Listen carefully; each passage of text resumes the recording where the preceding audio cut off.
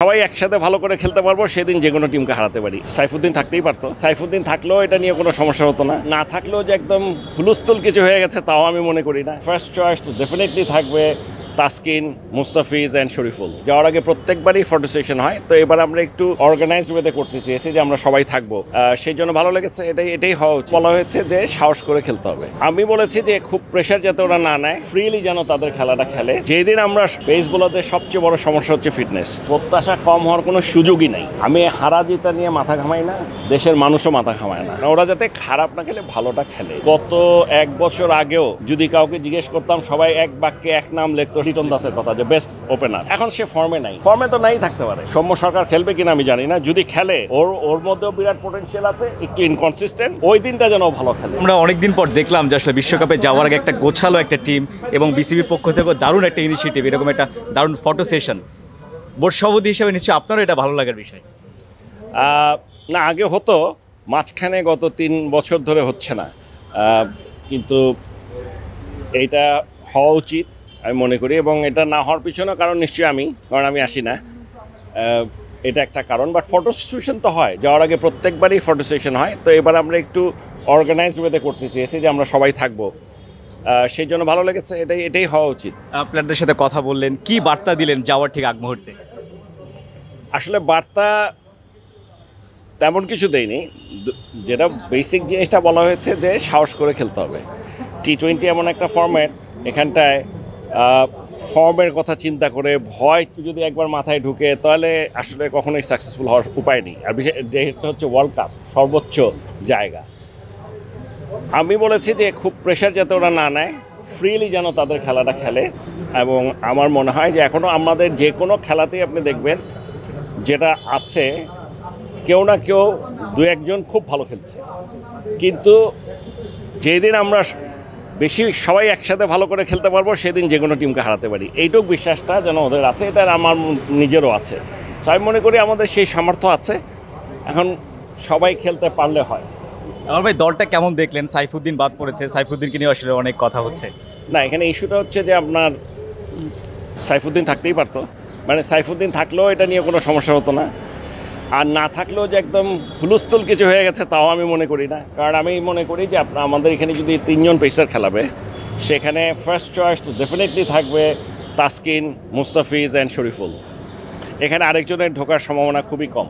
মানে আমাকে যদি জিজ্ঞেস করেন, তবে আমার কথায় কেউ ইনফ্লুয়েসড হবে না ওরা, তারপর আমি বলছি যদি কেউ ইনজুর্ড হয়, সেক্ষেত্রে আমার সাথে ওরা নিয়ে যাচ্ছে হাসান মাহমুদকে, আমার ধারণা হাসান মাহমুদকেই খেলাবে। সো এইখানটায় এক্সট্রা একজনকে নিয়ে যাচ্ছেন যদি ওরকম কোনো কন্ডিশন কখনো মনে হয়, যেটা আমার মনে হয় ইউএসএতে এখনও তো দেখি নাই, আর ওয়েস্ট ইন্ডিজ সম্পর্কে যতটুকু জানি সম্ভাবনা খুবই কম। হ্যাঁ, আমাদের মেজর সমস্যা কিন্তু একটা ফিটনেস, এটা আপনাদের স্বীকার করতে হবে। পেস বোলারদের সবচেয়ে বড় সমস্যা হচ্ছে ফিটনেস। অনেকেই আছে যারা খুব ইনজুরি প্রোন, যেমন ধরেন তাসকিন। আমি যদি তাসকিনের কথা বলি, সাথে সাথে সাইফুদ্দিনও কিন্তু ইনজুরি প্রোন। এখন 2 জন ইনজুরি প্রোনকে আমরা কি নিয়ে যাব কি না, তার চেয়ে আরেকজন কম্পারেটিভলি হয়তো ওর মানে একই রকম বা তার চেয়ে ডেফিনেটলি সাইফুদ্দিন একটু বেটারও হতে পারে, কিন্তু আরেকটা ছেলে আছে যে নাকি ফিটনেসের দিক দিয়ে অনেক স্ট্রং, সেরকম একটা নেওয়াই মনে হয় ভালো। এরকমই হয়তো চিন্তা করেছে, হতেই পারে। জাস্ট টিম নিয়ে এটা কথা যে টিমটা দেখলেন, কোচ এবং ক্যাপ্টেন থেকে শুরু করে সবাই বলছে যে প্রত্যাশাটা যেন কম থাকে। নিশ্চয়ই তাদের মাইন্ডসেটে আছে, একটা লক্ষ্য নিশ্চয়ই আছে। কোনো প্রত্যাশা কম হওয়ার কোনো কিছু নাই। আমি আপনাদেরকে একটা কথা, প্রত্যাশা কম হওয়ার কোনো সুযোগই নাই। আমি যে জিনিসটা বলছি, ওরা যেন ভালো খেলে। আমি হারা জিতা নিয়ে মাথা ঘামাই না, দেশের মানুষও মাথা ঘামায় না। ওরা যদি ভালো খেলে ক্রিকেট, সবাই খুশি। কিন্তু গত বিশ্বকাপ ছাড়া প্রত্যেকটা ওয়ার্ল্ড কাপই আমরা মোটামুটি ভালো খেলেছি, গত ওডিআই বিশ্বকাপটা ছাড়া। কিন্তু গতবারে লাস্ট ওডিআই বিশ্বকাপটা আসলেই খুব খারাপ খেলেছে, এটা তো অস্বীকার করার কোনো পথ নেই, এবং এটা কেউ পছন্দ করবে না। ওরা যাতে খারাপ না খেলে ভালোটা খেলে, ভালো খেললে ওরা জিতবে, এইটুক আস্থা আছে। তবে এটাও বলতে পারি যে আসলে কিছুই যে বলা যায় কোন ম্যাচ কে জিতবে, তাও আবার T20-তে এটা বলা খুব কঠিন।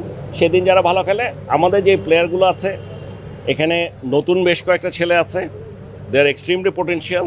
তানজিদ তামিম, তৌহিদ হৃদয়, অনেক, আমি মনে করি এরা প্রত্যেকে, এবং এখানে আবার রিশাদ আছে, তানভীর খেলবে কিনা আমি এগুলো জানি না কে খেলবে, বাট আমি চেয়ে আছে। সো এদের পোটেনশিয়াল আছে এবং তারা ভালো খেলে, না খেললে এই অবস্থায় আসতে পারতো না। এবং আমার মনে হয় এই ব্যাপারে কারো কোনোই দ্বিমত নাই যে এরা যে ভালো খেলতে পারে। এখন ওখানে গিয়ে খেলতে পারবে কিনা এটা হলো বড় কথা। This is number 1। নাম্বার 2, আমাদের এখানে সাকিব এবং মাহমুদুল্লাহ রিয়াদের মতো একেবারে এক্সপিরিয়েন্স প্লেয়ার আছে এবং ওদের ক্যাপাবিলিটি সম্পর্কে আমরা সবাই জানি। এখন প্রত্যেক দিন ওরা করতে পারবে কিনা সেটাও জানি না, কিন্তু যদি করতে পারে ওরা যে কারোর জন্য থ্রেট হতে পারে, যে কোনো টিমকে হারাতে পারে। এর বাইরে আরও আছে, যেমন ধরেন আপনার সৌম্য সরকার আছে, লিটন দাস আছে।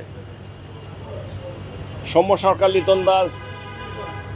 লিটন দাস এই গত 1 বছর আগেও যদি কাউকে জিজ্ঞেস করতাম সবাই এক বাক্যে এক নাম লিখতো লিটন দাসের কথা, যে বেস্ট ওপেনার। এখন সে ফর্মে নাই, ফর্মে তো নাই থাকতে পারে, এখন ফর্মটা কতদিন থাকবে না।